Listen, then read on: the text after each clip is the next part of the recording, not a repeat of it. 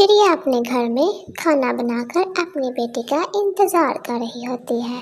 उसकी बेटी स्कूल से वापस आती है। माँ, माँ, मेरी ना कुछ पेंसिलें और कापियाँ खत्म हो गई है। आप मेरे साथ बाजार चलो, मुझे वो खरीदनी है। अच्छा बेटा, हम चलेंगे बाजार, तुम यहाँ बैठो, खाना तो खा लो। खाना खा के कुछ देर आराम कर लो, फिर मैं तुम्हारे साथ बाजार चलूंगी। तुम्हें जो भी खरीदना होगा हम खरीद लेंगे। फिर दोनों बैठकर खाना खाती हैं। कुछ ही देर बाद दोनों बाजार के लिए निकल जाती हैं।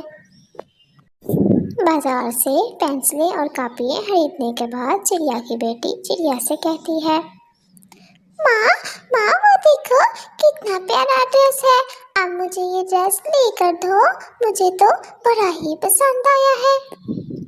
अच्छा मेरी बेटी, आओ पूछते हैं ये ड्रेस कितना का है। फिर वो दोनों ड्रेस पूछती हैं कि वो कितने का है, लेकिन वो बहुत महंगा होता है। मेरी प्यारी बेटी, ये तो बहुत महंगा है। चलो अभी तुम मेरे साथ घर, हम कुछ दिन बाद वापस आएंगे और इसको खरीद लेंगे। फिर वो दोनों घर वापस आ जाती हैं। घर आकर चिड़िया की बेटी अपनी माँ से कहती है, माँ, माँ, कुछ दिन बाद तो वो ड्रेस कोई और ले जाएगा, मुझे नहीं पता। आप मुझे वो अभी लेकर दो, मुझे उसको पहनना है। मैं पहनकर कितनी प्यारी लगूंगी, सब देखकर देखते ही रह जाएंगे। तभी वहाँ कौवा आ जाता है। अरे किस ड्रेस की बात हो रही है? कौन सा ड्रेस पसंद आ गया तुम्हारी बेटी को? अरे कौवे अंकल, हम ना शॉपिंग मॉल गए थे तो वहाँ एक ड्रेस मुझे बड़ा ही पसंद आया है, लेकिन अब मुझे माँ लेकर नहीं दे रही। अच्छा मेरी प्यारी बेटी, तुम खाना खाओ और स्कूल चली जाओ। जब तुम स्कूल से वापस आओगी तो मैं तुम्हें लेकर दूंगी। मैंने गले के अंदर कुछ पैसे जमा किए हैं, अगर तुम अब इतनी ही जिद कर रही हो तो मैं तुम्हें वो पैसे निकाल कर वो ड्रेस ले दूंगी। कौवा उनकी बातें सुन रहा होता है।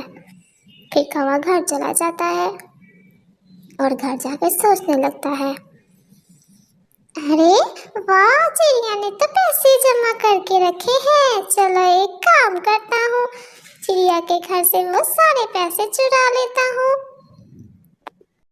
चिड़िया की बेटी स्कूल चली जाती है और चिड़िया भी किसी काम से घर से बाहर निकलती है। तभी कौवा उनके घर आ जाता है और गल्ला उठाकर वहाँ से भाग जाता है।